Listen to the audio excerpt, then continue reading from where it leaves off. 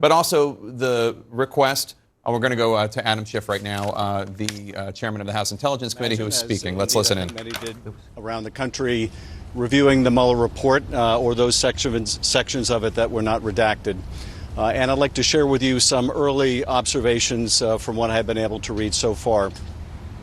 First, as we reported some time ago and as the intelligence community disclosed as well, there was an extensive campaign by the Russians to interfere in our elections in 2016.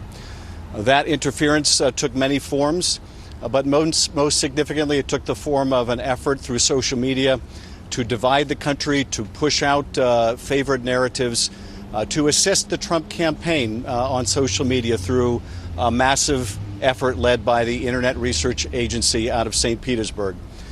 It also embarked on an effort to hack and dump emails from the Democratic campaign of Hillary Clinton, from her campaign manager John Podesta, and other efforts through their hacking and dumping operation to influence the outcome in the election. These efforts, similar to the social media campaign, were designed to help one party, Donald Trump, and hurt another, Hillary Clinton. There were also efforts through any number of meetings between Russians and Trump campaign people to exert influence, a covert influence operation mounted by the Russians that continued during the campaign as well as after the campaign. And I want to make several points about these findings for what we can tell so far from the Mueller report. First, the Attorney General did a grave disservice to the country by misrepresenting significant parts of the Mueller report, by attempting to put a positive spin for the president on the special counsel's findings. The Attorney General is not the president's personal lawyer, although he may feel he is.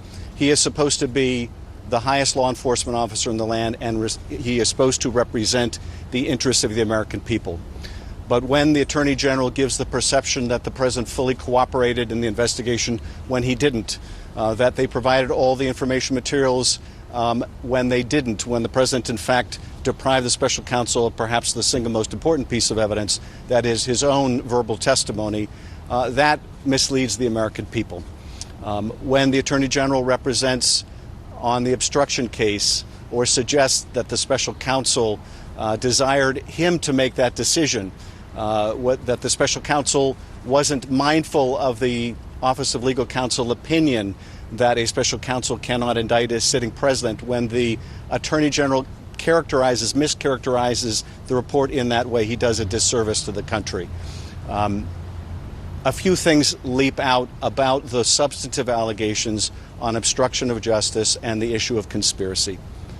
On the issue of obstruction of justice, the report outlines multiple attempts by the president to mislead the country, to interfere with the investigation, to make false statements to the American people, and to urge others to lie to the American people, to urge those of his staff to take actions to further obstruct the investigation, which may have been refused, but they were not refused owing to any goodwill or good motive on the president's part, far to the contrary.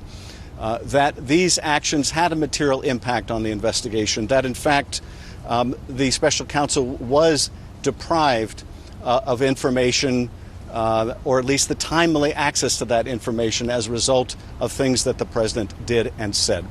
It made our job, certainly in our committee during our investigation, that much more difficult, as it did the special counsel's investigation. Those acts of obstruction of justice, whether they are criminal or not, are deeply alarming in the President of the United States.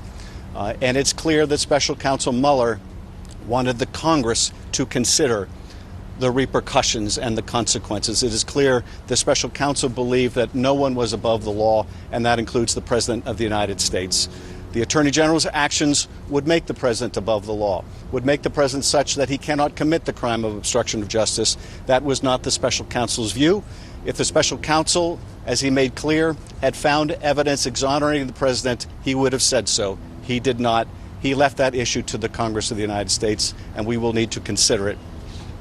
On the issue of conspiracy, and again in contrast to what the Attorney General represented, as I have said all along, each of the acts that I enumerated, each of the meetings, each of the contacts is not only spelled out in this report, corroborated in this report, but additional contacts and acts are also itemized. It gives us more information than the public knew about these illicit contacts between the Trump campaign and the Russians, whether they rise to the level of a criminal conspiracy or not. And contrary to what the Attorney General represented, the special counsel makes it clear he did not consider collusion, as that colloquial term is understood, but rather whether the facts amounted to the crime of conspiracy. And on that issue, in fact, in the case of the Trump Tower meeting, he found that while there was evidence, he could not establish two parts of the crime. That, in fact, Don Jr. did accept the offer of Russian help, but that he could not establish with admissible evidence either the willful intent by Kushner or Don Jr. or Manafort to violate the law, or that the material they received was sufficiently damaging to meet the statutory definition. That is a far cry from saying there is no evidence. That is the special counsel's determination that, notwithstanding the evidence on this issue involving Trump Tower and other interactions, like the provision of polling data by Manafort, which we have learned today was far more ongoing than we knew, that the special counsel could not establish a criminal conspiracy beyond a reasonable doubt and to the satisfaction of a jury. So these are the overall conclusions. But let me just say, to sum up, and then I'll be happy to go to your questions. As I said some time ago, whether these acts are criminal or not, whether the obstruction of justice was criminal or not, or whether these contacts were sufficiently illicit or not to rise to the level of a criminal conspiracy, they are unquestionably dishonest, unethical, immoral, and unpatriotic, and should be condemned by every American. That is not the subject of vindication. That is the subject of condemnation.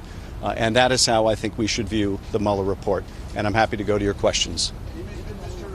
adequately address all your questions regarding conspiracy or collusion, or do you have additional questions you want to be answered by? There are sections certainly that are redacted in the report, some that clearly go to facts that are not being presented to the public, that would shed light on additional either illicit contacts or the nature of those contacts between the Russians and the Trump campaign.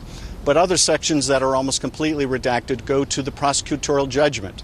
And that is when the special counsel looked at the evidence of conspiracy on these particular incidents, and in particular vis-a-vis WikiLeaks and the disclosure of that information, the contacts between the Trump campaign and WikiLeaks. The sections on the exercise of that prosecutorial judgment, why the special counsel concluded what the counsel did, have been largely redacted. And we need to know that information. So we will be seeking the complete and unredacted report, again, so that we can do our proper oversight. One other matter that is very important to point out, and that is that, as the special counsel makes clear in the report, the counterintelligence findings are not completely included in this report. That, in fact, there were FBI agents embedded in the special counsel's team who were looking at the issue of compromise or counterintelligence, and that some of that information is not included. Others, of course, it may be included but redacted. Our committee, the Intelligence Committee, has requested that Mueller come and testify. We want to understand exactly what was found in terms of any counterintelligence efforts, any efforts by the Russians to make use of U.S. persons, particularly those affiliated with the Trump campaign, as witting or unwitting agents of the Russian government. Chairman, the president tweeted out game over. Is it game over? And has your opinion about articles changed at all as a result of what you read today? Well, it's certainly not game over in the sense that there's a lot more that we need to know that's redacted in this report. And again, this report only goes to what is criminal or not criminal. Other actions that may have compromised the president or others around him may or may not be even included in the report. In the interest of making sure that our policy is driven by the best interests of the country and not by the personal or financial interests of the president or anyone around him, we need to find out the answers to that. But we will certainly be guided by the good investigative work that the special counsel has done. It is not our intention to redo all the painstaking work that the special counsel has conducted. Indeed, it wouldn't be possible for us to do so. The special counsel had at his access a bevy of FBI agents, subpoenas, grand juries, etc., that we do not have advantage of. This is one of the reasons why it's so important for the Congress to be able to obtain this information so we do not have to recreate the wheel. But it is important to note that the facts that are now established by this report are damning. All right, we're going to break away from the chairman of the House Intelligence Committee, Congressman Adam Schiff, Democrat of California, giving a press conference in Burbank, California. He had a lot to say about the Mueller report and about Attorney General Bill Barr.